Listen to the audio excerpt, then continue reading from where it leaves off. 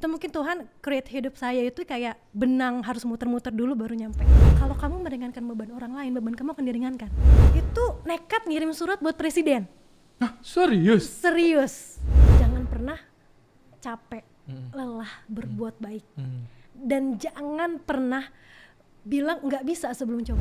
Jadi so happy, punya cita. Cita nggak hanya sekedar alumni. You make it story di BINUS, Cita.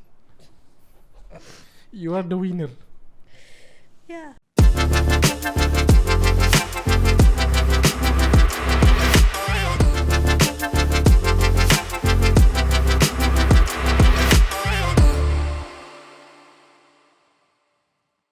Lo ambil 2 jurusan berarti? Iya, sempat. Sempat 2 jurusan Iya. ya? Teknik sama? HI. Oh, sama HI, hubungan internasional. Iya, benar. Oh. Itu kenapa bisa? Gua kalau anak muda Ya udah. nggak enak kalau lu gua. Kamu aja ya. Kamu aduh kayak pacaran. Udah bajunya couple gitu kan? Bajunya couple gitu. Gua kalau ngomong kamu jadi kesannya aduh, kamu apa kabar gitu ya. Ya anyway lah. Oke, gua tuh ngeliat postingan gue sebelum ketemu lu gue coba mau mengenal lu lebih dalam, Cit. Jadi gue baca postingan lu tuh captionnya dalam-dalam banget. Sebenarnya lu nih siapa dan apa sih lu punya tujuan bikin caption kayak gitu? Oke. Sebenarnya gini sih. Tunggu. Bisa dibukain nggak Instagramnya? Bukain Aduh. dong bentar. Nah ini nih, coba yang ini nih, yang ketiga ini deh. Coba lu lihat. Diklik aja. Apa sih, coba sambil cerita, apa sih sebenarnya lu membuat caption yang maknanya tuh gue baca, hah apa ya, terus kayaknya dalam gitu. Gue sih ngerti. Kayaknya cuma orang nggak yang tahu banyak masalah di hidupnya seperti itu ya.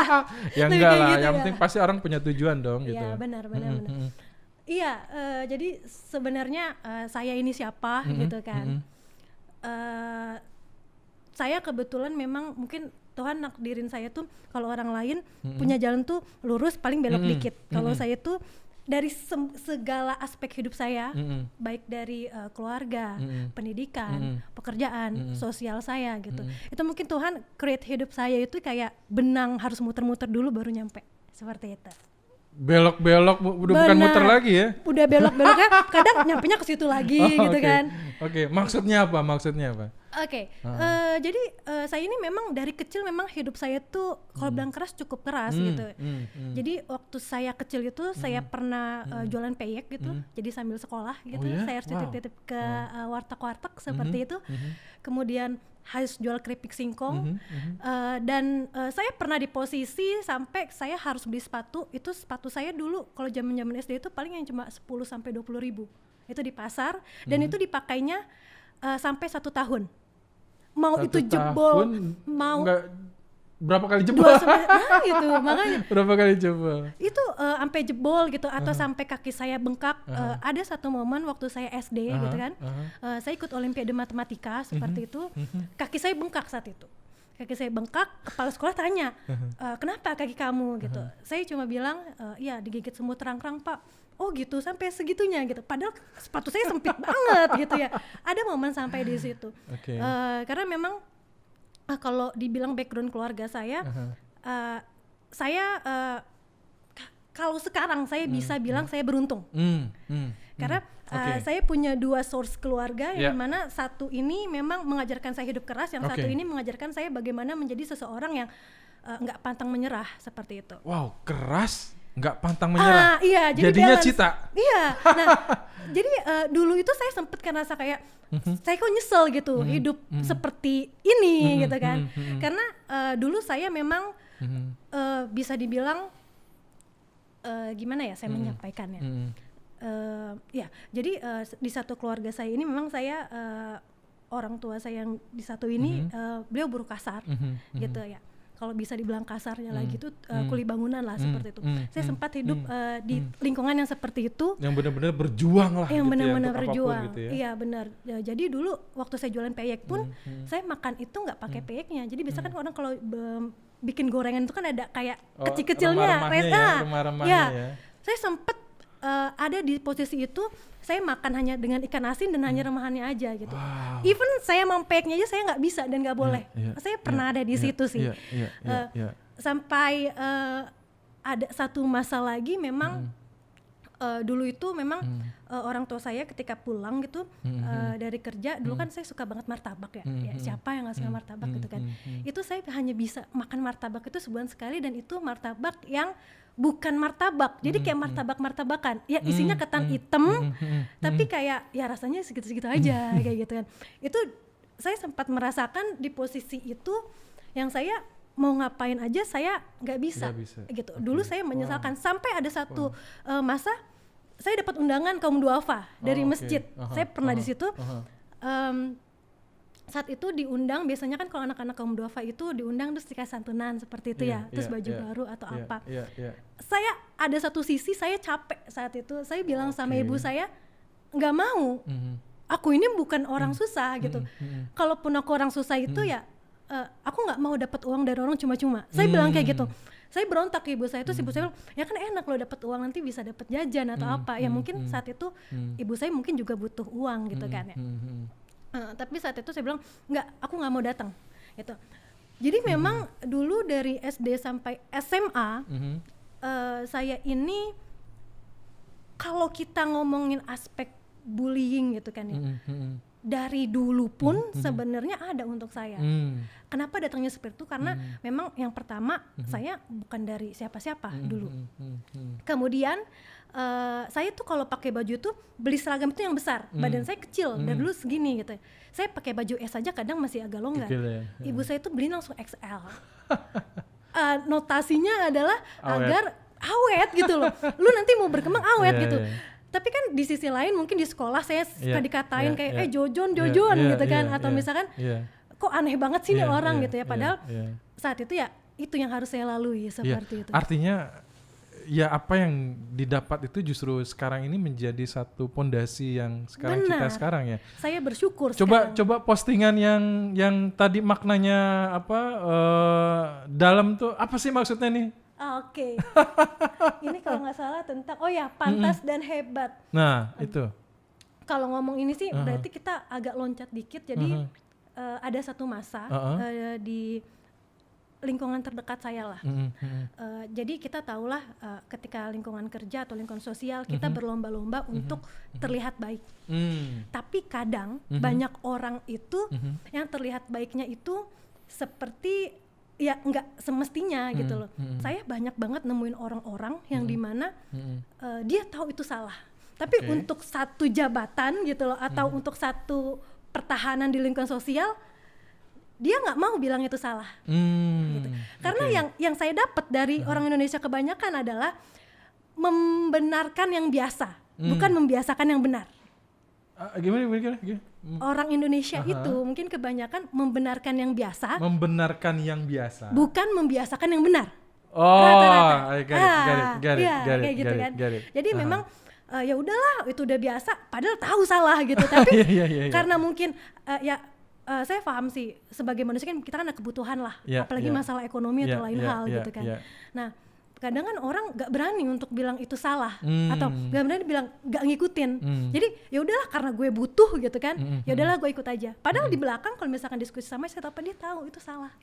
Seperti itu. Nah, artinya jangan sampai ini juga apa menghalalkan segala cara dong. Benar gitu. Atau sekarang ini terjadi kebiasaan apapun disikat dulu, kebenaran belakangan.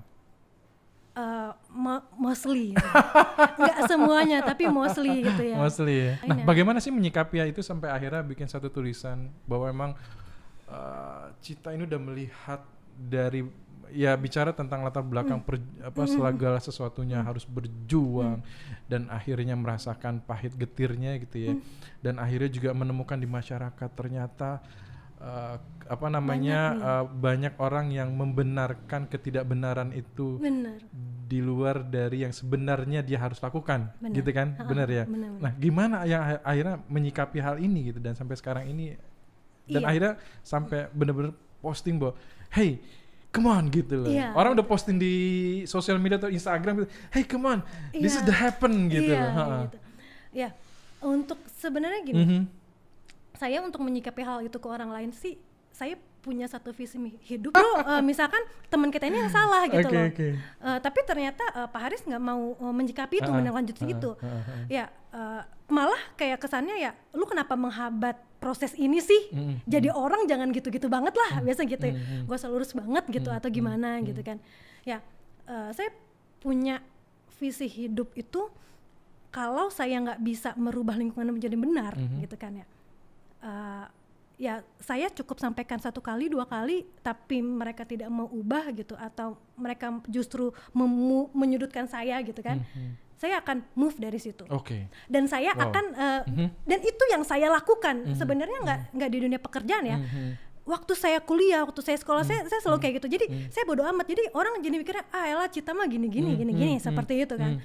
Tapi ya saya ya udah terbiasa untuk bodo amat. Yaudah, gue bilang ini loh yang sebenarnya terjadi, tapi orang-orang nggak mau itu, yaudah saya akan pindah, saya buktiin saya lebih sukses. Jadi dengan seperti itu biasanya orang-orang akan look up sama saya. Oh iya, ternyata kayaknya emang yang dibilang sama Cita ini benar. Iya. Gitu. Lo buktikan dengan sikap gitu. Dan juga ini namanya take action lah gitu bener. Dan dibuktiin gitu, itu terjadi gitu ya.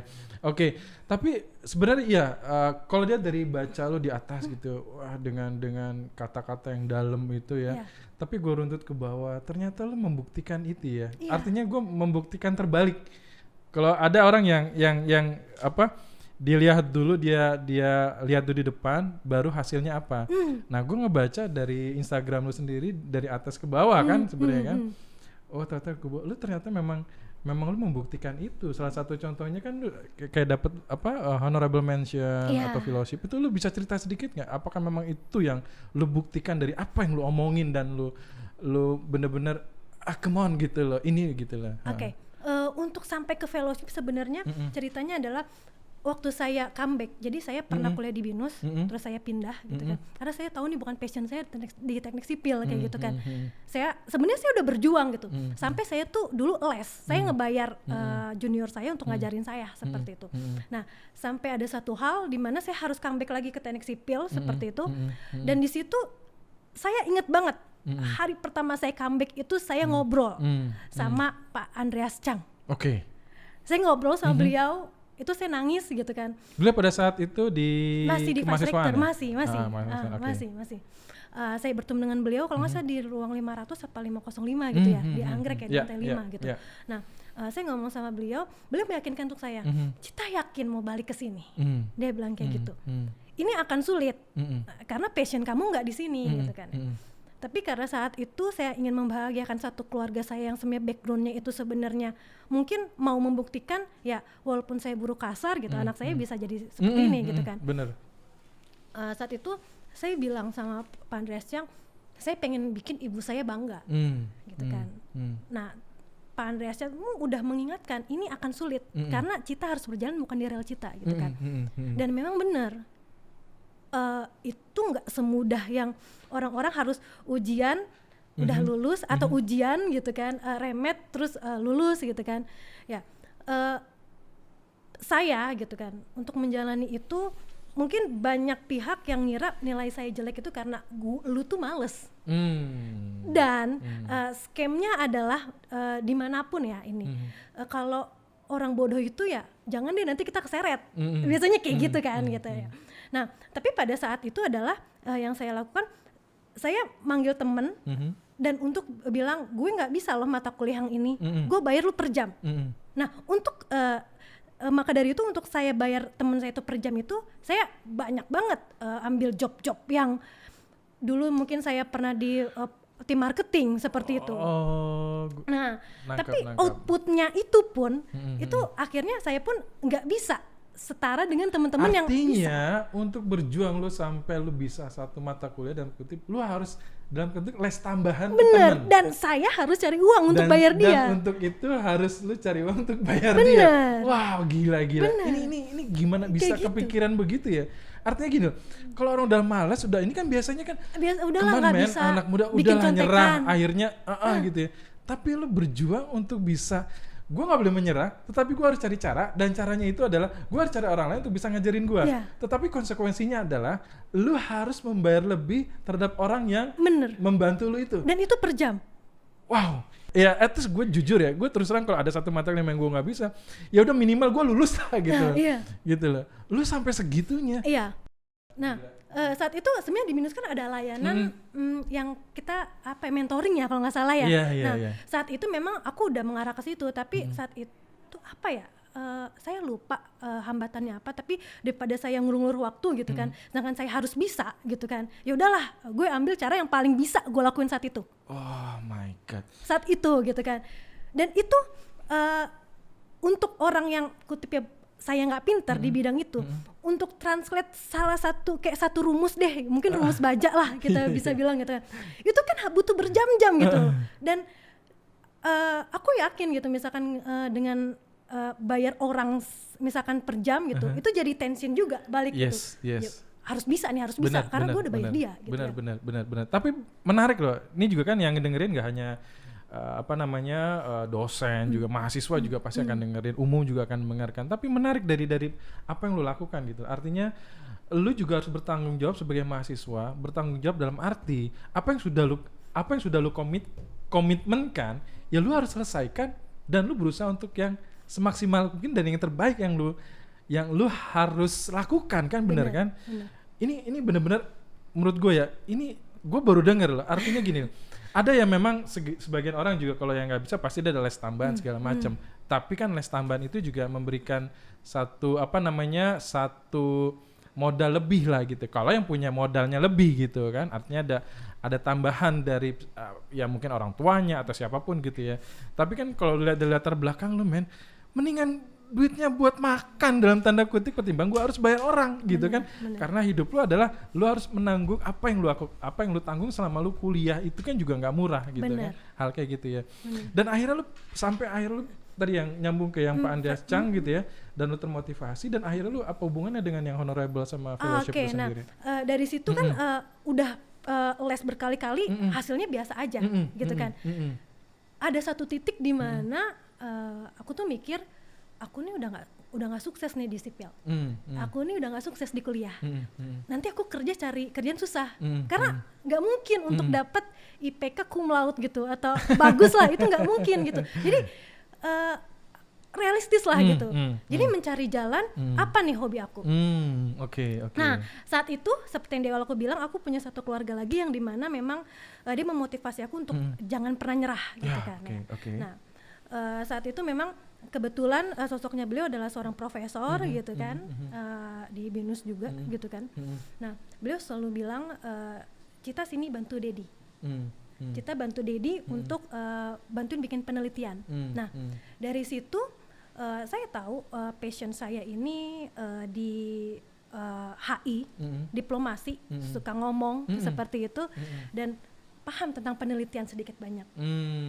Nah, jadi day by day saya itu biasanya saya kuliah terus nangis, pulang kuliah nangis, terus habis itu saya move onnya nggak lagi ke situ, move onnya gue harus cari cara nih, maksudnya nggak boleh nih kayak gini terus-terusan gitu kan. Nah, googling pertamanya, googling untuk cari event HI seperti itu kan, sampai udah beberapa kali ikut. Penghargaan pertama saya itu memang di Kuala Lumpur saat itu. Nah, poin pentingnya adalah di Kuala Lumpur saat itu pun saya ini bukan ahlinya seperti itu. Sebenarnya apa sih yang lo lakuin akhirnya lo di Kuala Lumpur itu? Maksudnya sebelumnya lo nyari informasi apa di Google? Apa yang lo akan lakukan? Scholarship, fellowship tentang HI, pokoknya anything keyword gitu, keyword dalam bahasa Indonesia dan bahasa Inggris disatuin. Nah, pasti keluar dong banyak banget gitu kan. Coba gagal gitu kan. Karena untuk ikut event seperti itu kita harus kirim paper dulu pertama kali. Kita penyisian paper, terus habis itu keterima gitu. Bolehlah berangkat seperti itu kan. Nah, di Kuala Lumpur itu ngapain? Meneliti saat itu, seingat aku tuh itu penelitian tentang financial di US, Q1 semenjak pemerintahan Donald Trump saat itu. Nah, saat itu juga udah lepas dari dunia HI, perkuliahan HI gitu kan. Terus teknik sipil, terus nggak tahu nih belajar dari mana gitu. Nah, dari situ datang ke Kuala Lumpur. Saat itu nothing tulus, datang itu untuk pengalaman. Karena saya percaya satu hal, setiap kali perjalanan, mau perjalanan hidup atau perjalanan saya datang dari kantor ke Binus, itu akan ada satu hal yang ngebangun saya. Gitu. Nah, saya datang dari nothing tulus, saya presentasi dengan tentang keuangan di US seperti apa gitu kan. Satu hal, saya selalu datang lebih pagi daripada yang lain. even itu panitianya. Serius? Bahkan saya ini kayak punya feeling kayaknya dapat penghargaan ini karena gue selalu datang tuh lebih pagi gitu loh, bukan karena hasil itu. Karena mungkin ya. Panitianya datang tuh kayak udah bingung gitu kan, kayak oke gitu. Dia selalu datang. Absensi saya itu selalu yang paling pertama. Oke, Gitu kan, tanda tangan datang gitu kan. Makanya dan waktu pengumuman itu kan biasanya conference itu di akhir itu kita disajikan kayak gala dinner gitu lah gitu. Yang mewah yang apa gitu. Kebetulan juga saat itu ya udahlah ya pengumuman yang prestasinya bagus lah di situ kan. Yang solusinya paling baik lah untuk negara-negara seperti itu. Saat itu saya makan aja gitu kan, makan gitu dan menikmati kalau gala dinner kan biasa kan ada bolak-balik pelayan datang gitu kan, doangin apa, menikmati lah jadi Sultan Sari gitu. Bener. Nah saat itu nama saya ada di papan di layar itu. Kebetulan saya ini duduk tuh membelakang layar gitu kan. Teman bilang, Cit, nama lo gitu. Habis itu apaan gitu, nama lo. Dan waktu lihat itu kayak saat itu kayak nggak percaya gitu. Itu nama gue bukan ya gitu ya? Iya gitu kayak oke gitu. Terus datang ke atas terus dikasih plakat, terus dikasih ya lainnya gitu kan, terus kayak oke gitu, terus sampai saat itu saya mikirnya tuh kayak ini kayaknya tuh kayak gue tuh gak sepinter itu gitu.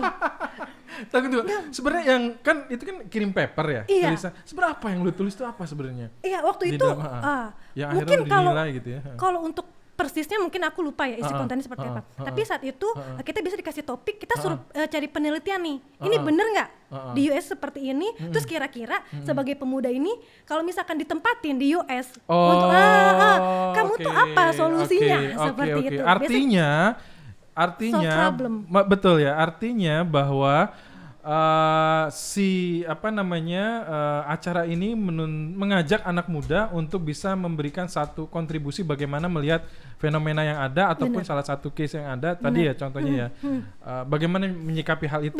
Dan tulisan lu atau apa yang lu kirim itu buat mereka itu makanya that's amazing kali ya. Sampai detik itu tahun 2017 sampai saat ini kadang kalau misalkan ngeliat plakat itu kan kayak itu kayaknya gara-gara gue datang lebih pagi deh. Kayak masih gak percaya gitu. Masa sih gak mungkin lah. Apa hubungan lo datang pagi sama isi? Emangnya panitia ada kategori lo datang lebih rajin dapat poin lebih tinggi kan gak mungkin juga kan gitu lah. Tapi memang sih gue yakin sih gini. Lo tuh sebenarnya punya pandangan dan wawasan yang buat anak muda itu nggak semua anak muda bisa dapetin itu. Artinya ya kalau gue lihat tadi ya, bagaimana perjuangan terhadap hidup lu, bagaimana lu bisa mendapatkan atau ketemu orang-orang yang bisa memberikan motivasi lu, dan yang gue pikir sebenarnya itu akhirnya bisa merubah cara pandang lu, cara berpikir lu, dan melihat sesuatunya itu jadi lebih kalau menurut gue sih tadi orang melihat wah ini pemikirannya luar biasa karena ya itu tadi terpaannya. Kalau menurut gue percaya sih, nggak tahu lu percaya apa enggak, latar belakang itu menentukan diri kita mau kemana loh. Ya, bener nggak kalau menurut lo? Bener banget, ya setuju. Nah maka dari situ semenjak dari situ aku sih kurang paham ya, maksudnya gimana pendataan para pemenang ini banjir banget fellowship untuk undang-undang ke Amerika, ke Jermani, ke Swiss. Akhirnya lu dapet ke Jerman? Dapet. Gila. 2019. Berarti sebelum pandemi dong? Sebelum pandemi. Gila, 1 bulan sebelum serius? wisuda. Wisuda apa sih lu? Gimana? Wisuda kapan? Desember 2019. 2019 ya. Kita COVID kapan sih? Maret ya? Maret. Gila lu beruntung banget bisa ke Jerman dan sebelum pandemi ya. Banyak orang bilang seperti itu. Wow, gila itu anugerah banget ya. Gue yakin ya apa yang lu tanam, kebaikan atau kesabaran lu, mungkin itu hasilnya. Iya. Lu dapat ke Jerman. Apa sih sebenarnya yang lu kemarin dapatkan di Jerman? Akhirnya kesempatan apa memang akibat dari apa lu di Kuala Lumpur melihat orang membaca dengan pemikiran-pemikiran lu segala macam, akhirnya pingin orang lain lebih jauh tentang lu sampai lu dapat kesempatan ke sana. Oke, baik.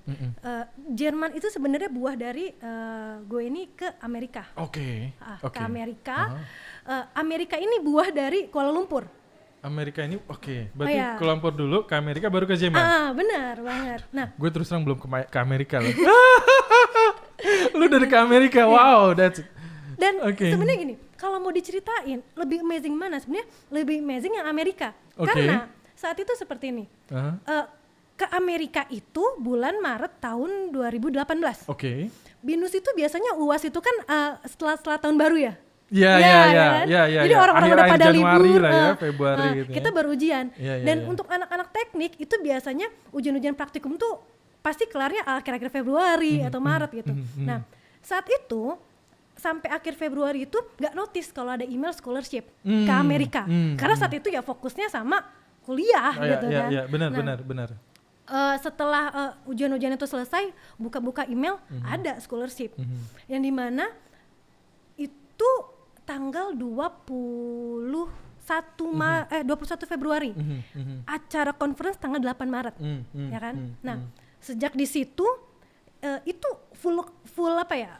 Full cover lah. Maksudnya dari biaya dari sini ke airport Bandara Soekarno-Hatta, kemudian naik Emirates gitu kan. Pokoknya full semua ke ditanggung US, ya. bener. Wow.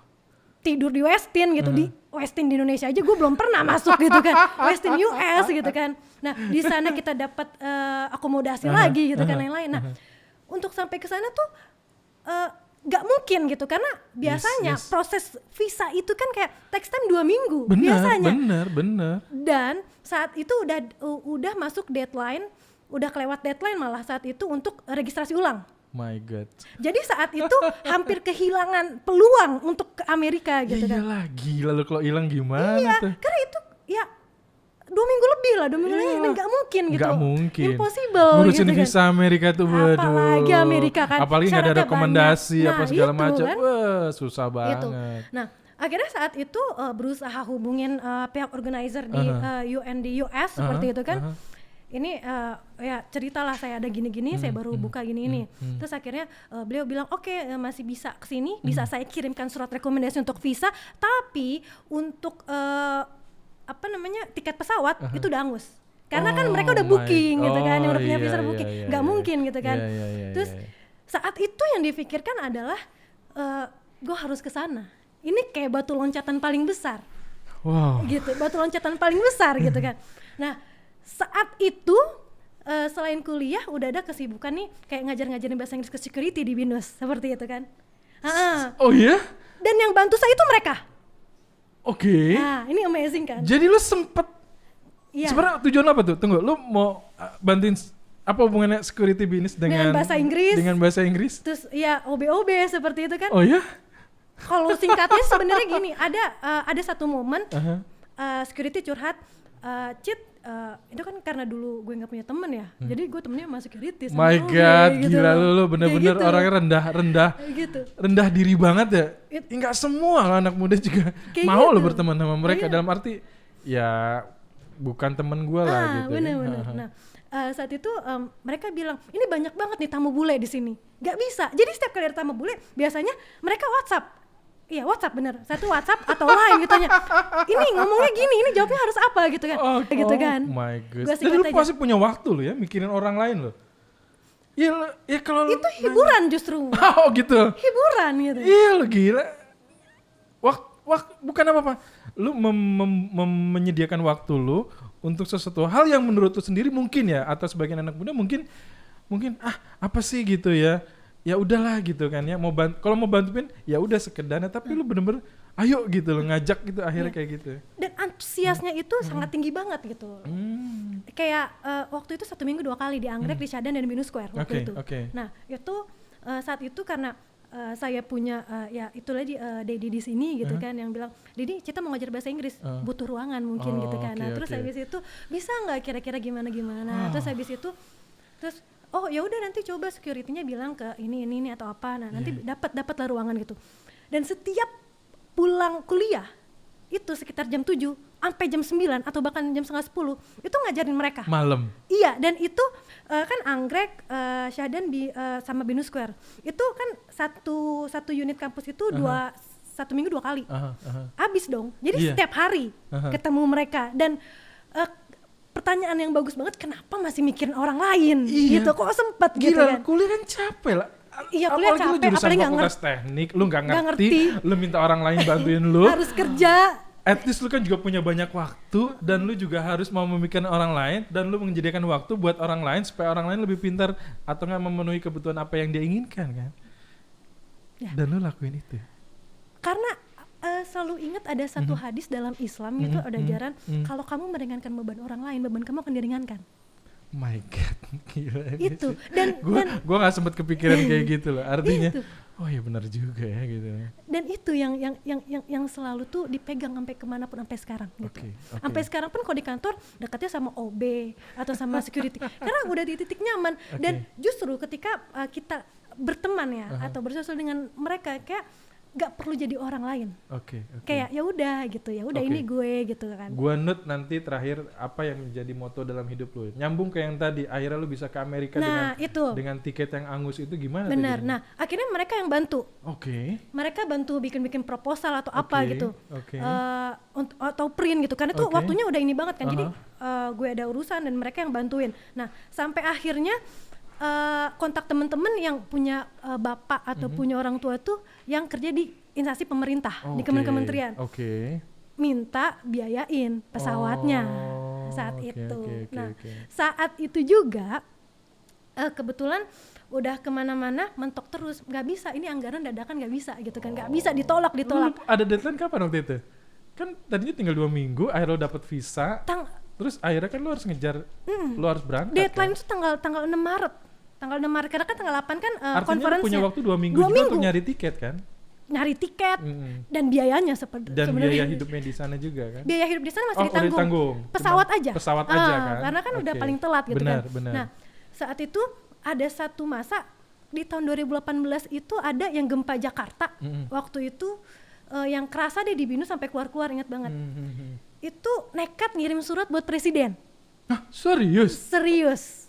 Ngirim surat buat presiden. Itu ide tiba-tiba masuk kayak, ini semua kementerian udah gak bisa nih. Ya nothing tulus aja, yang penting gue udah coba gitu loh. Yang penting gue udah coba gitu. Lu gila banget ya. Nulis. Kepikiran, bukan apa, lu bener-bener harus gue harus dapet gitu. Egois gitu kayak, gak mau tahu masalahnya apa, gue harus dapet gitu kan. Nah, bikin surat presiden itu di kantin Syahdan, inget banget. Itu gempa, orang-orang keluar nih kan, dia ngalah ya. Gue tahu itu gempa, tapi kayak gue lagi nanggung gitu loh. Gue lagi nanggung, gue nulis surat buat presiden gitu kan. Terus habis itu, yaudah saat itu pun waktu ngasih ke Sekretariat Negara kan, ke kantor Setnek itu, itu juga lagi hujan, terus habis itu basah, suratnya basah. Oh, lu nganterin sendiri langsung? Ke bagian persuratan. Nah, mungkin kalau bagi teman-teman nih yang pengen ada aduan presiden, itu pergi ke Setnek ke bagian persuratan seperti itu. Ya, ke bagian persuratan ya. Kayak persuratan. Jangan lupa gitu. Kalau anak muda langsung diterima. Iya. Gitu kan. Kalau urusan yang lain belum tentu. Nah, ya terus habis itu ke sana, saat itu pun kan basah kuyup atau apa, suratnya basah. Gila. Balik lagi, kalau kita niat baik, kita baik sama semesta, ada aja kita ketemu orang baik. Di sana ketemu salah satu staf yang bilang, Mbak mau ngapain, saya mau ngirim surat ke presiden. Dia juga kaget, ada urusan apa? Jadi saya gini loh, saya mau ke US gini gitu kan. Terus habis itu gitu. Terus sekarang surat saya basah, saya nggak tahu di situ tempat print yang mana. Saya bantu print. Oh my God, serius? Itu kayak malaikat atau mungkin tuh titisan Tuhan kali ya dateng gitu, nggak tahu gitu. Mbak tunggu sini, saya bantu print. Diprintin, dikasih amplop baru, Mbak nanti Mbak perginya ke lantai ini. Ditunjukin. Serius? Diunjukin. Gila, baik banget tuh orang. Dan itu waktu itu sore kan akhirnya kan. Sore itu baru dapat antrian untuk taruh surat, dan itu udah mau tutup bilang, ini surat apa? Ini surat buat presiden. Buat apa? Kan kayak apa sih ya gitu iyalah. Kan. Lasnya lepek waktu itu gitu. Siapa kan. Anda gitu lepek loh. Gitu. Itu sebiasa. Iya, ya udah titip aja. Terserah mau baca yang siapa yang baca, titip gitu kan, titip gitu. Nah, ada satu momen memang saat itu ada pilihan. Itu Dedi saya bilang, kita nggak apa-apa pakai uang Dedi aja dulu. Tapi balik lagi mungkin karena sudah terbiasa mandiri, nggak mau terlalu memudahkan suatu proses gitu. Ya gue berjuang sendiri gitu. Paham, kan. Nah, terus akhirnya saat itu di nggak ada kabar. Akhirnya dapat telepon juga dari Kemenpora waktu itu. Kaget. Kemarin nyebar. Berapa hari tuh udah lu telepon? Gak nyampe seminggu, mungkin 3-5 hari. Gila. Serius gitu, 3-5 hari gitu kan. Nah, ditelepon dari Kemenpora, kan mikir, kayaknya kemarin gak taruh proposal di Kemenpora. Karena mindset orang umum ya, kebanyakan Kemenpora buat olahraga. Iya, bener. Dan saat itu pun gue juga gak tahu gitu kan, maksudnya Kemenpora telepon ngapain, terus telepon, Mbak Cita saya dari Bank Kemenpora gini, Mbak Cita pengen ke US. kok tahu gitu kan. Mbak Cita bisa ya ke Kemenpora sekarang. Saat itu lagi kerja, saya itu lagi part time di daerah dekat Bundaran HI lah. Nah di situ. Nah saat itu langsung izin kan ke staff gitu kan. Saya harus ke Kemenpora, ngapain gitu? Iya ada penting banget gitu kan. Datang ke sana, ketemulah sama salah satu orang yang penting. Langsung. Saat itu dimarahin pertamanya. Kamu yang namanya Putri Cita gitu. Iya Pak gitu kan. Terus kayak kamu mau ke US ya? Iya. Terus dia ngeluarin surat yang gue kirim buat presiden. Oh oke, yang lo bikin. Dia bilang, ini benar kamu yang tulis, kamu yang kirim. Iya. Kenapa nggak kesini dulu gitu? Terus dia mikir, dia bilang, saya kurang paham. Ternyata Kemenpora juga mengurusi semua kepentingan pemuda. Gitu. Bukan. Enggak. Lu kan juga memang intinya lu kan pengen ngirim ke presiden kan. Nggak ada kepikiran lu juga ke Kemenpora kan. Bener. Even lu ke Menteri Luar Negeri mungkin harusnya kan mungkin bisa ke situ kan. Nah kan lu mau urusan luar negeri kan gitu kan. Benar. Nah terus ya intinya adalah mereka kena teguran. Tapi kurang paham ya kena tegurannya seperti apa. Iya. Intinya dia bilang gini, kalau ada apa-apa langsung kesini dulu aja, jangan kesana. Iya, kami ini kena teguran seperti itu. Terus kayak, oh ya Pak, baik ya, akan saya revisi nanti cara-cara saya gitu kan. Terus habis itu, oke, kamu mau ke US kapan? Tanggal 6 Pak gitu. Terus habis itu dia bilang, oke, tanggal 6. Lah 1 minggu lagi gitu kan. Terus habis itu visa belum. Terus dia kayak bingung, ya gimana? Terus habis itu bisa kok Pak, bisa. Saya bilang kayak gitu, bisa kok bisa. Tapi ya itu, saya butuh uang untuk ngurus visa dan untuk tiket pesawat udah pasti apa belum? Ya, nanti saya transfer. Dia bilang kayak gitu. Oke. Ya udah, urus aja visa kamu. Saya rasa sih nggak mungkin dalam 1 minggu. Apalagi visa US itu susah banget gitu ya. Terus habis itu, bisa kok Pak, bisa. Nah, kenekatan itu mulai lagi. Jadi pulang dari Kemenpora nggak langsung balik ke kantor. Saya izin dengan uang yang ada. Waktu itu nggak, saya pinjam uang Dedi saya dulu. Saya bilang, Dedi butuh uang nih dadakan gitu. Terus pinjam ya, nggak usah pakai, nggak mau pinjam nanti dibalikin gitu kan. Untuk apa? Untuk bikin visa gitu. Terus bingung kan? Ya nanti pokoknya diceritain. Pinjam uang dulu, transfer itu. Saya tuh langsung ke bank. Untuk biasa kan kalau booking visa itu kan kita harus buka online. Terus abis itu kita ke bank, kita setor ya kan, untuk ID atau apa untuk loginnya lagi ya. Nah saat itu pesen, terus habis itu login, dan itu langsung ada kan, kayak misalkan oke, jadwal kamu ini untuk interview visa itu tanggal 10 Maret.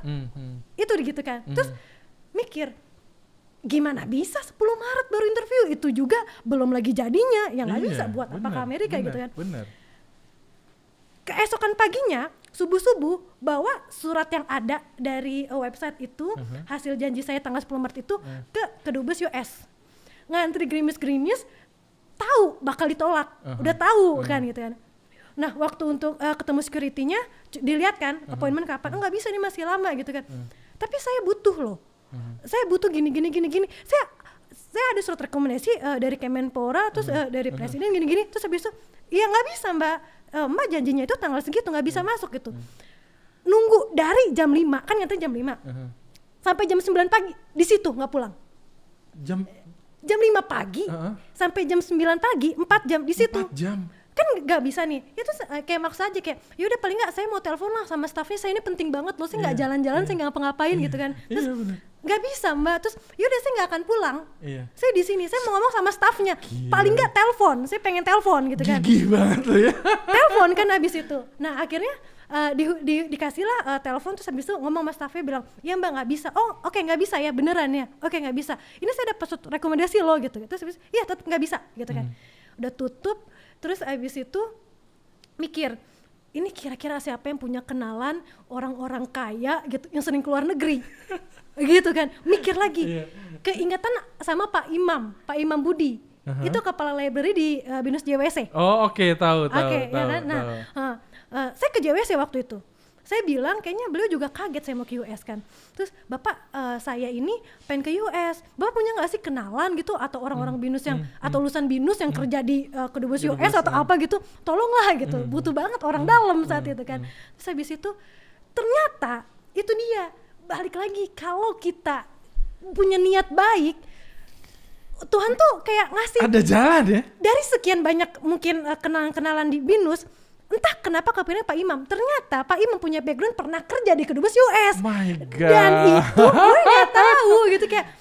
Terus kita nggak nyangka. Terus nanya, Cita kenapa kesini? Ya mungkin ada alumni gini. Terus dia bilang, Cita saya pernah cerita sama kamu, saya pernah kerja di sana. Hah? Iya Pak, serius gitu. Iya gitu. Saya kira saya udah pernah cerita kamu datang ke sini. Enggak, saya nggak tahu gitu. Tolonglah Pak, dibantuin. Akhirnya dibantuin. Dibantuin, ditelepon lah ke teman-temannya.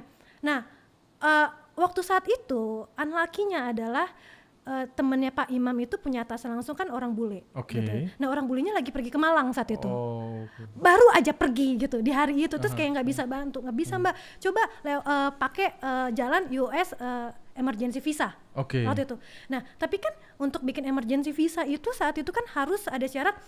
Gue punya keluarga di sana yang lagi sakit atau yang ujung-ujungnya gitu lah. Di sana lah ya. Ngirim surat berkali-kali nggak bisa. Sampai akhirnya, jadi itu hari yang panjang banget. Jam 5 keluar untuk ke kedubes US sampai jam 9. Dari jam 9 ke binus JWC, itu sampai jam 1 minjem PC-nya di JWC gitu kan. Ngirim email, ketolak mulu. Pokoknya ngeyel deh pokoknya.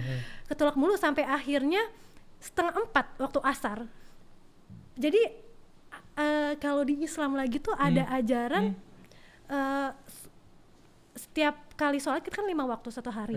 Nah, salah satu keutamaan sholat asar itu di jam sore, biasanya jam 3:30 sampai jam 5 itu adalah memanjangkan rezeki kita, salah satunya itu. Sampai jam 3:30 di JWC nangis kayak Pak Imam juga bilang kayak, Cit kalau itu rezeki kamu akan datang untuk kamu. Akhirnya? Sholat nangis minta kalau ini yang terbaik kasih jalannya. Tapi kalau nggak terbaik tolong ikhlaskan gitu kan, karena waktu itu kan udah menggebu-gebu banget kan. Nah naik ke atas, terus saya lupa orang US itu teleponnya ke ponselnya Pak Imam atau ke saya. Intinya tiba-tiba orang kedubes US itu bilang, oke, Cita yang ngusulin untuk ke US untuk acara gini-gini. Oke, besok pagi datang ke sini untuk interview. Besok pagi. Terus habis itu terus akhirnya saya akan kirim email kamu untuk surat janjinya gini. Dan memang jalur khusus kayak emergency visa itu kan. Dan akhirnya lu dapat visa itu. Dapat visa akhirnya itu. Lu ke Kemenpora lagi pada untuk tadi ngurus perjalanan lu sampai akhirnya tiket lu dapat. Dan ajaibnya lagi visa itu jadinya tuh 1 hari. Serius? Ini emergency banget itu. Iya. Bener-bener lu 1 hari. Jadi itu kan udah seminggu. Berarti punya waktu masih 5 hari lagi dong.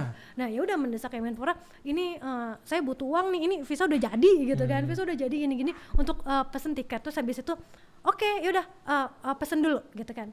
Pesen terus habis itu Pak tapi beneran ini diganti? Iya diganti gitu. Udahlah bikin surat perjanjian atau apa gitu kan. Saya tuh minjem lagi sebenarnya ke Dedi gitu. Minjem terus Dedi ini diganti tapi balik lagi mungkin kan namanya pemerintahan ya ada step-stepnya lah gitu kan. Terus habis itu ya udah ditalangin dulu dan memang beberapa hari sebelum ke US itu langsung diganti, ditransfer gitu. Nah akhirnya pergi ke US saat itu karena nggak ada rombongan kan, yang lain udah berangkat dan nggak tahu lagi orang Indonesia siapa yang berangkat saat itu. Sendiri ke US, badan sekecil ini bawa koper yang big itu 2 ya kan, karena waktu itu bulan Maret tuh masih agak-agak dingin. Itu sampai US itu nyasar. Jadi gini, ke US waktu itu balik lagi selalu ditawarin, Cita butuh uang jajan nggak di sana atau apa, terus nggak usah lah Dedi, ada nanti di sana dikasih. Belagu deh pokoknya, nggak mau gitu, nggak mau dibantu gitu kan. Nah saat itu cuma bawa $100 itu ya sekitar 1 jutaan lah ya. Nah sampai di sana ternyata sampai di bandara waktu itu sekitar jam 6 sore. Sore waktu sana ya. Waktu sana jam 6 sore, dan ternyata wifi di sana nggak bisa buat Android. Nggak ngerti apa gimana, nggak bisa buat Android. Akhirnya harus beli paket data, kuota gitu kan. Dan itu mahal banget, jadi cuma punya uang $100 itu beli kuota itu $64 dan itu kayak harga beli handphone kan, kayak mahal banget gitu. Tapi nggak mau karena harus hubungin organizer di sana, panitia di sana udah sampai gini-gini gitu kan. Nah akhirnya beli itu dan ternyata responnya lama. Nah ngobrol lah sama security di sana gitu kan. Saya ini mau ke Manhattan seperti itu. Saya ada cara gini. Oh ya daripada nungguin di sini gitu kan, lebih baik naik. Tanya lu berharap subway. Untuk lu dijemput. Iya. Lebih baik naik subway gitu kan. Naik subway, balik lagi naik subway di sana nggak kayak rute KRL yang lurus-lurus gitu kan, kayak muter dan harus transit dan gue nggak ngerti. Iya benar. Dan di sana ternyata kan Sapo itu kan rata-rata kan di bawah ya kan, dan tangga-tangganya itu tinggi dan tangga-tangganya kayak tangga penyeberangan jalan yang seng gitu kan, yang itu, dan gue bawa 2 koper, mengalami banget teriak-teriak help gitu karena itu tangga tinggi banget dan naik turun nggak cuma turun terus nyampe naik turun gitu kan, ada aja yang nolongin. Ketemu orang Asia ya, help, dia menghindar, tapi ada aja kayak orang-orang bule gitu kan yang unexpected, yang bahkan tuh native sana ya. Iya benar, bahkan kan saat itu kalau nggak salah masih isu-isunya itu orang kalau ke US itu kalau pakai jilbab itu gimana gitu kan. Agama. Saat itu sempat ragu juga kan pakai jilbab ke sana, tapi ternyata mostly yang bantuin selama di US itu adalah orang-orang yang pakai kalung salib yang besar-besar. Dan itu kayak membuka mata gitu. Jadi enggak lah, itu kayak hoax atau apalah gitu kan. Akhirnya dibantuin salah turun.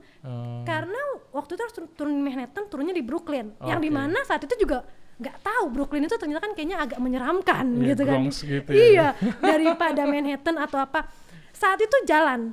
Saat itu karena pokoknya sekitar jam 10 apa jam 9 pokoknya Sapo itu nggak bisa jalan lagi, nggak beroperasi gitu kan. Harus turun di sana, bingung naik taksi, nggak tahu nih Manhattan tuh dimana, ongkosnya berapa dari Brooklyn sana kan. Iyalah. Dan pasti mahal gitu ya, gue nggak punya uang gitu loh. Terus habis itu telepon ke sana, mungkin kalau udah malam nggak diangkat gitu kan, mungkin office hour baru diangkat gitu kan. Nah jalan aja saat itu. Ini mungkin dramatis banget sih. Salju turun tipis-tipis gitu kan, jalan di Brooklyn pakai Google Maps yang tahu itu jauh banget ke Manhattan gitu kan, kayak jalan. Modalnya cuma itu ya. Saat itu cuma kayak modalnya. Kayak berdoa kayak ini niatnya baik ya Allah, tolong bantu, nggak ketahui ini tolong bantu. Ini balik lagi. Taksi berhenti nawarin taksi. Terus dia bilang no gitu, isinya ya nggak punya uang gitu, nggak bisa nggak punya uang gitu, udah naik aja dulu. Saat itu mana tahu, mungkin ya kita kalau misalkan sekarang bisa mikir siapa tahu taksi itu yang orang-orang jahat atau apa gitu kan, beda ya. Dianterin tapi memang nggak sampai hotel, tapi sampai ke KJRI. Jadi di luar kan ada KBRI atau KJRI gitu kan, ke KJRI di New York waktu itu tengah malam, dan waktu mau dibayar saya nggak punya uang, saya cuma punya uang segini.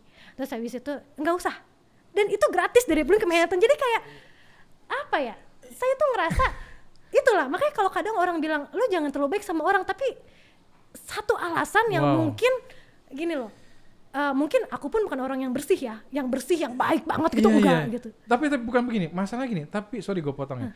Tapi gue percaya sih kalau lu menebar kebaikan, lu pasti akan mendapatkan dibalas kebaikan juga sama semesta. Dan ini gue selalu bilang juga beberapa kali di podcastnya ini juga gitu lah. Apa yang lu lakuin sekarang ini atau kita ngelakuin sekarang ini adalah pasti juga ada buah kebaikan lu dengan orang lain kan gitu. Dan akhirnya lu ke KJRI ya. Ke KJRI. Tapi ini tips ya buat teman-teman yang mungkin pengen keluar negeri segala macam gitu, lu mendingan cari KJRI deh, cari Dubes RI, di situ lu akan bakal nolongin lo. Ya even sampai gua pun pernah kehilangan paspor di satu negara dan gua bingung, dan gua kalau bikin paspor lagi itu gila ribuan dolar gua harus bayar. Tapi gua baru keinget bahwa kenapa gua nggak ke Dubes RI, karena disitulah lo dapat perlindungan, lo dapat pertolongan. At least visa gua yang besoknya gua harus pulang itu gue dapet langsung gantinya hari itu juga sebagai visa sementara untuk gue pulang. That's amazing. Jadi gue selalu berikan tips, lu kalau ada apa-apa di luar negeri, lu cari RI, even lu punya kontaknya atau apapun alamat yang ada di situ. Tujuannya ke sana. Bener banget. Ke situ.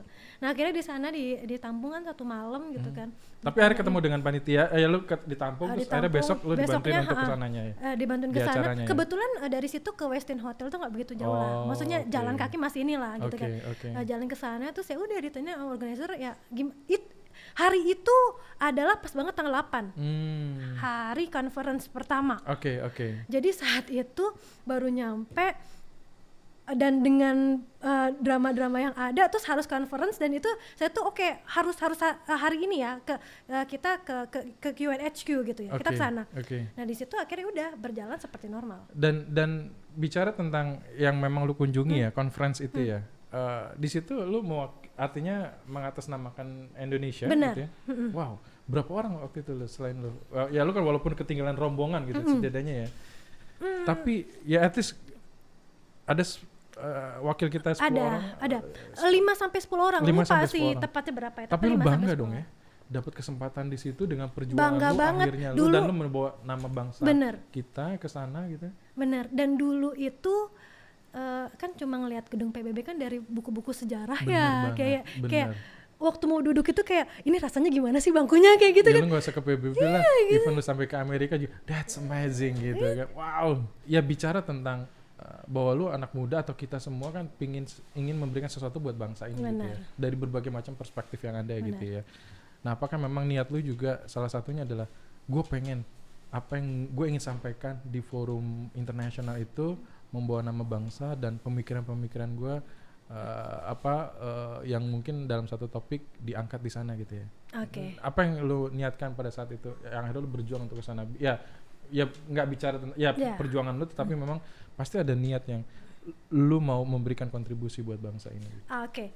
Saat itu memang yang terfikirkan adalah pastinya untuk mengharumkan itu pasti. Tapi saat itu adalah pengen ngebuktiin aja. Maksudnya gini. Indonesia tuh nggak cuma receh-receh gitu. Banyak orang yang ngira tuh Indonesia tuh mungkin sama orang Indonesia kita juga mikir Indonesia bodoh apa sih, mungkin kayak gitu ya. Bener. Nah justru tapi terlihatnya tuh kalau hal-hal penting tuh kayak orang-orang politik yang datang. Nah tapi di situ tuh pengen bilang orang biasa sebenarnya dan orang Indonesia yang biasa sebenarnya punya potensi gitu loh. Dan ketika saat itu gabung juga dengan teman-teman yang lain gitu ya kan, dan mereka juga first time ke US gitu kan, ya kita ya sama-sama ya membangun nama bangsa dan ngebuktiin gitu. Karena sepulang dari situ tuh biasanya anak-anak yang lain tuh kayak diwawancarain sama kampusnya atau beberapa media. Iya, lu masih inget nggak? Kira-kira waktu itu topiknya apa di yang diangkat? Topiknya itu perdagangan liar, perdagangan bebas satwa liar. Oh, oke. Saat itu. Internasional di internasional gitu. kan, dunia Ya, internasional. kayak gitu. Wow. Ya itu sih. Oke. Tapi saat itu sebenarnya gini, ada satu hal juga sih yang sebenarnya cerita ini tuh udah aku sampein misalkan teman-teman misalkan lagi ngobrol diskusi atau apa. Tapi satu hal yang selalu aku tekanin untuk ikut kompetisi atau ikut conference atau kegiatan luar negeri tuh nggak nunggu lo benar-benar fasih bahasa Inggris. Aku gitu, saya gitu kan ngomong bahasa Inggris pas di luar negeri bisa gitu, mungkin karena terpaksa gitu, bisa gitu dan orang ngerti dan saat conference ngerti, tapi bukan yang native juga, bukan fluent juga gitu. Maybe kalau sesama orang Indonesia tuh kayak agak kaku gitu karena kan kayak bingung gitu kan. Ya, tapi ketika orang-orang bilang gue nggak bisa bahasa Inggris, gini loh, jangan nunggu sesuatu ini terjadi sama kita, tapi kita jemput momennya gitu. Oke, benar-benar. Kayak gitu. Jadi banyak banget yang selalu, gue pengen deh ke US, gue pengen deh ke sini, gue pengen kayak lu bisa gratis kemana-mana. Tapi saat dikasih tuh caranya, udah kayak gue nggak bisa lah. Iya, barriernya itu ya mungkin cara pandang atau paradigma bahwa ya segala sesuatunya harus perfect dulu dan harus bisa. Nah, gitu. baru kita melangkah gitu. Tapi enggak. Ya udah lu kalau ibaratnya pepatah lama ya lu kecebur dulu aja, di situ lu akan belajar dan lu akan memahami semuanya kan. Benar. Nah, dari situ akhirnya lu ke Jerman gitu ya. Dapat kesempatan lagi ke Jerman dengan dengan conference yang kurang lebih juga. Seperti itu ya. Di situ lu enggak ada masalah berarti. Belajar dari yang sekarang ini atau nggak ada masalah. Ada lah dikit-dikit tapi mungkin nggak seseru ke US gitu loh. Tapi memang ada perjuangan nih. Ada perjuangan segala memang. Sesuatu yang buat that's the gila, gue nggak nyangka gitu. Kita sendiri nggak nyangka, apalagi saya dengerin kamu untuk dengerin, oh my god, gila ya, udah 2 minggu lagi dan buat orang yang nggak punya daya juang, bye langsung. Mungkin kesempatannya lain kali atau mungkin mungkin tahun depan atau mungkin dari kesempatan mungkin bisa dikejar. Dan gak nyangka juga sekarang pandemi dan lu kalau ngulang lagi dengan lu kemarin kesempatan, lu gak akan pernah dapat karena pandemi kan semua pasti kegiatan udah gitu. Mungkin zoom dan mungkin lain lagi gitu ya, antusias segala macamnya. Gila ya, gue benar-benar amazed dengan perjuangan lu. Tapi gue banyak belajar lah, atau teman-teman pendengar juga banyak belajar juga bahwa memang segala sesuatu itu mesti diperjuangkan gitu ya. Kalau kita nyerah ya udah itu yang apa yang kita tanam ya itu yang mungkin kita dapatkan gitu ya. Dan ya saya sih percaya bahwa ya lu ambil jurusan teknik, lu juga sempat ambil jurusan HI gitu ya. Harusnya itu bisa memberikan lu apa namanya yang akhirnya lu membentuk sampai sekarang ini gitu. Karena ya kuliah pun nggak hanya bicara tentang keilmuan saja. Benar. Tapi di situ kan diajarkan bagaimana lu daya juang lu. Benar. Bagaimana lu bisa setidaknya lu harus lulus dan lu harus mencapai semaksimal mungkin, walaupun hasilnya mungkin kurang maksimal, tapi effort lu itu semaksimal mungkin yang lu lakukan dan akhirnya lu bisa menyelesaikan itu semua kan. Bener kan? Ya itu yang mungkin kita bisa dapat pelajaran juga dari apa yang lu ceritakan itu sendiri ya. Nah tadi ada satu hal yang sebelumnya gue sampaikan juga, sebenarnya apa sih yang lu cari arti hidup ini, dan mungkin lu punya moto hidup sebenarnya yang akhirnya lu perjuangkan, dan apa yang lu dapatkan itu gue yakin itu adalah salah satu moto hidup lu yang lu jalanin gitu ya. Kira-kira mungkin bisa di-share, mungkin bisa jadi inspirasi buat pendengar juga nih. Baik. Sebenarnya kalau ngomongin moto hidup itu gue tuh nggak begitu idealis sih, maksudnya harus kayak gitu. Tapi satu hal sih, kunci yang harus banget dipegang sama setiap orang itu, jangan pernah capek, lelah berbuat baik, dan jangan pernah bilang nggak bisa sebelum coba, karena sebenarnya kita yang ngebatasin diri kita, gitu. Jadi jangan membatasi diri gitu. Ya nggak passion, nggak bisa bahasa Inggris atau apa, iya, tapi in the end nggak passion di teknik bisa lulus, gitu kan. In the end nggak fasih bahasa Inggris bisa sampai mana-mana gitu kan. Bahkan kemarin tuh ada undangan lagi ke Amsterdam di bulan Maret ini, tapi kan pasti kan memang sekarang di kantor sekarang memang cukup hektik dan memang masih build up seperti itu kan, nggak bisa, dan lagi pandemi kayak gini akan repot kan.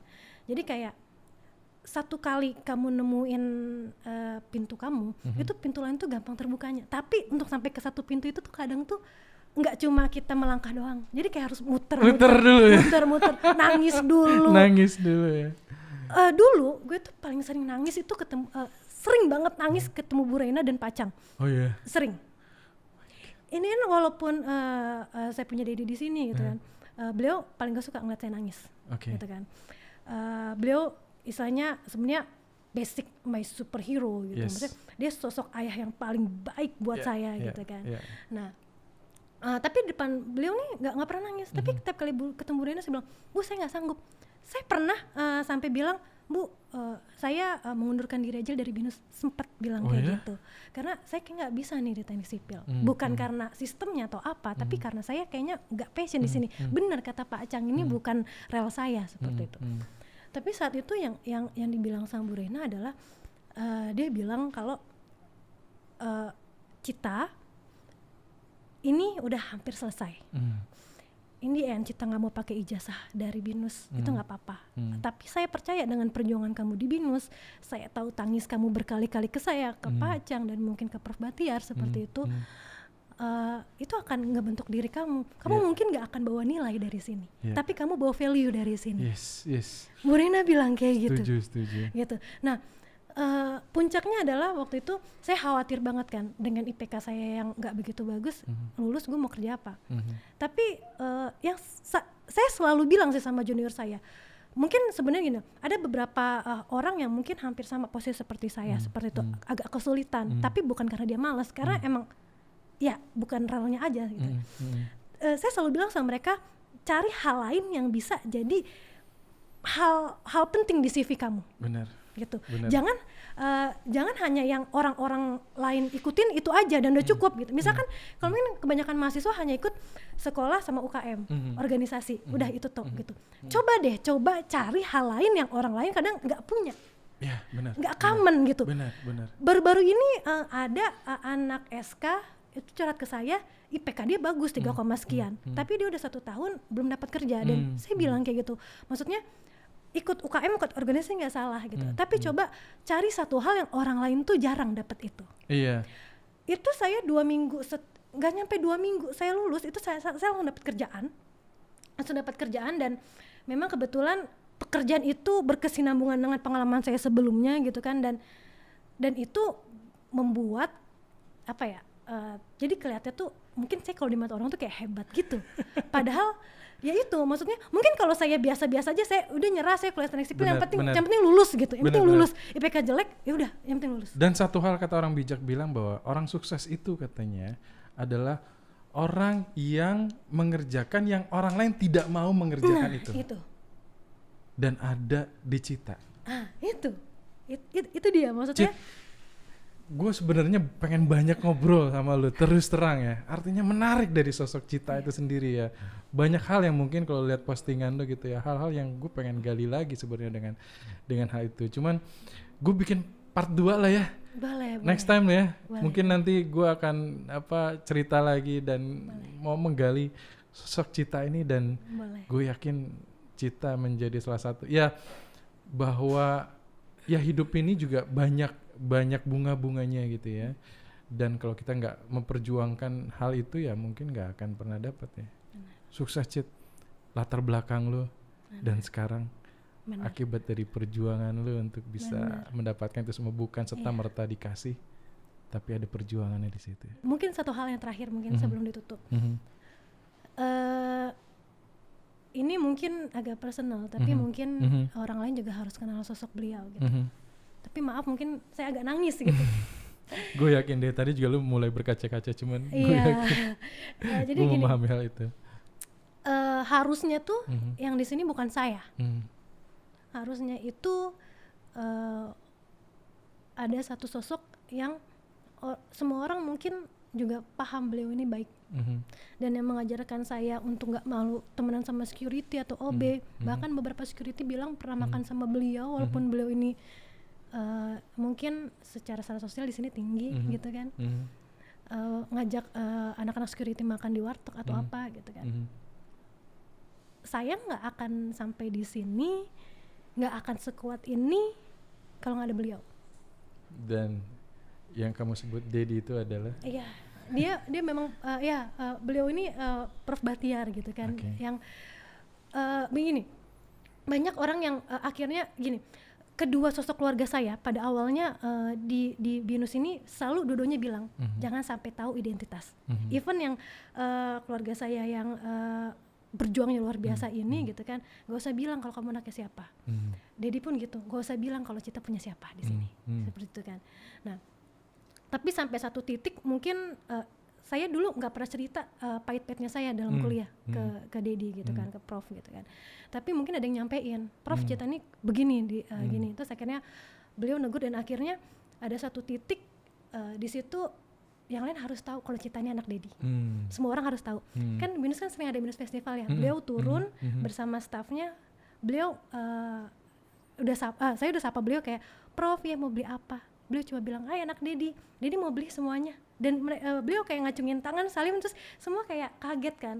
Terus apalagi ketika stafnya bilang, ya saya di sini cuma asistennya Prof Bahtiar, cuma asistennya wakil rektor seperti itu. Terus habis itu ya saya kaget, dan semenjak saat itu pun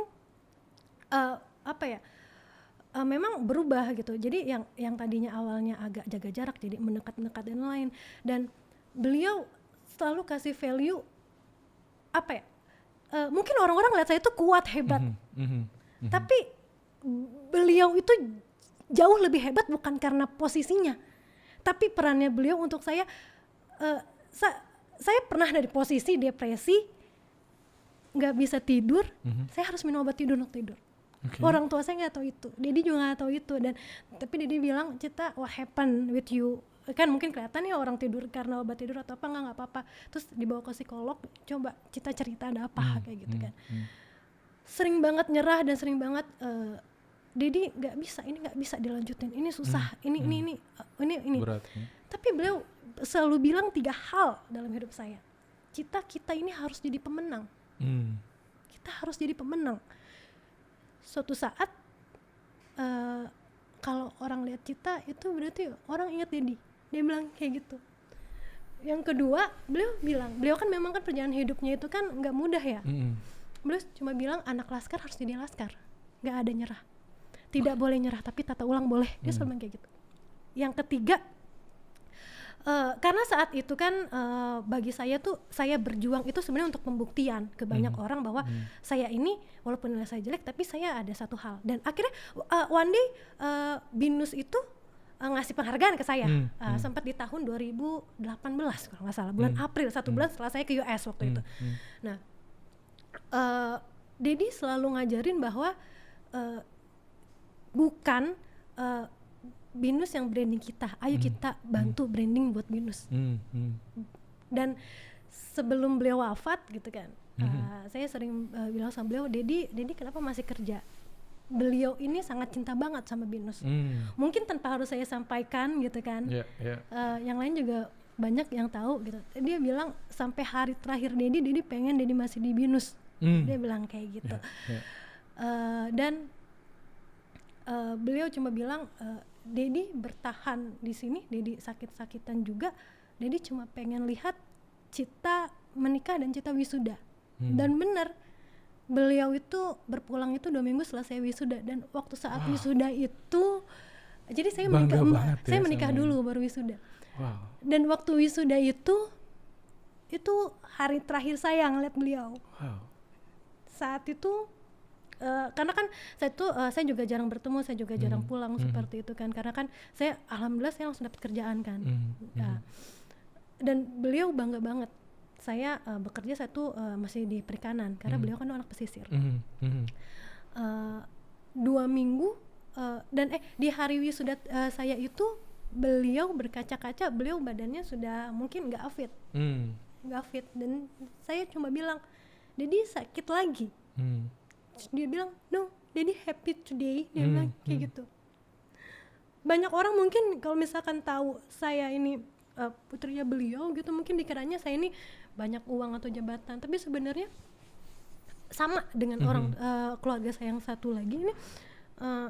Saya dengan beliau itu juga ya nggak serta-merta saya juga berjuang gitu, apapun saya usahakan sendiri. Tapi saat itu beliau mengenalkan saya gitu kan ke rektor gitu. Dengan bangganya beliau bilang, ini loh mahasiswa BINUS yang mengharumkan sampai ke PBB, dia bilang kayak gitu.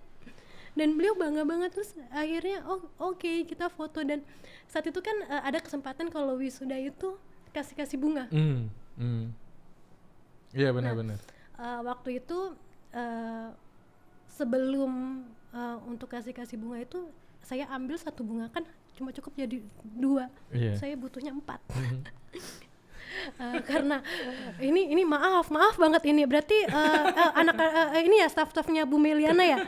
Saya waktu itu nambah bunga. Iya, saya jujur maaf, saya sempat nyuri bunga 1 lagi. Ini saya harus jujur. Saya ambil lebih 1. Saya bertemu beliau, saya nyamperin ke ruangan, biasa kan ada ruangan khusus yang rektorat gitu ya kalau wisuda. Saya nyamperin, saya kasih dia. Saya bilang, ini for you, dia bilang kayak gitu. Terus habis itu ya beliau berkaca, beliau nangis. Ya akhirnya anak Dedi menang. Iya benar. Anak Dedi menang tanpa harus dibela yang mungkin orang berikan, lu mah punya siapa di sini, lu lulus lah gitu kan. Tapi dengan perjuangan gitu. Dan akhirnya kita foto bareng waktu itu. Terus gak lama beliau berkaca-kaca, terus beliau pamit sama rektor untuk ke toilet waktu itu. Terus waktu keluar itu beliau udah matanya merah tuh. Mungkin saya kira beliau nangis kali ya. Saya bilang, Dedi kenapa? Dedi so happy. Dan waktu saya tahu kan 2 minggu setelah saya wisuda beliau nggak ada, saya cukup bangga gitu. Maksudnya di hari terakhir saya berbincang dengan beliau langsung tuh beliau bilang, Dedi so happy punya Cita. Dia bilang kayak gitu, Cita akan jadi orang sukses, dia bilang kayak gitu. Terus kayak ya udah, sampai sekarang harusnya pun beliau juga melihat lagi kemarin saya berhasil membangun pesisirnya. Beliau kan orang Anambas, orang Natuna ya. Waktu saya kerja di perusahaan sebelumnya itu saya membangun pesisir, membangun nelayan-nelayan di sana. Itu belum 40 hari beliau meninggal. Jadi beliau meninggal bulan Desember di akhirnya ke Anambas. Saya berkesempatan untuk membangun nelayan di sana, dan mereka juga menganggap saya putrinya beliau, dan beliau kan dipanggil kalau di kampungnya Bang Bahtiar ya. Bang Bah pasti bangga punya anak dia Cita gitu. Dan baru-baru ini gitu kan, dulu saya ini orang yang paling norak soal tahu CEO atau Dedi keren loh, Dedi Cita kenalan sama CEO, padahal everybody can be CEO seperti itu. Tapi ya saya harap hari ini beliau juga mendengar dari surga seperti itu.